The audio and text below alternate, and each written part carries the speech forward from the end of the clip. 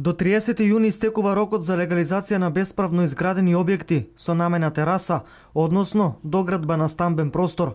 Граѓаните кои досега не го сториле тоа, најдоцна до овој рок треба да поднесат барање за легализација на овој тип на објекти, информираат од општина Штип. Општина Штип ги информира граѓаните иматели на бесправно изградени објекти со намена тераса или тераса пренаменета во стамбен простор, кои што представуваат доградби, односно пренамени на колективни стамбени згради, да го користат своето право, односно да поднесат барање за легализација на овој тип на објекти.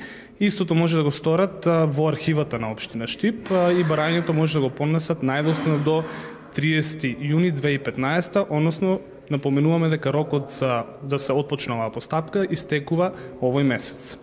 Досега од 2011 година 10.643 граѓани до денес поднеле барање за легализација на доградба на стамбен простор, а 5.150 барања се решени. Го информираме дека од вкупно понесените 10.463 барања во 2011 година до денес се решени 5.150 барања за утврдување на правен статус и истите се впишани во катастарот веќе како легални објекти.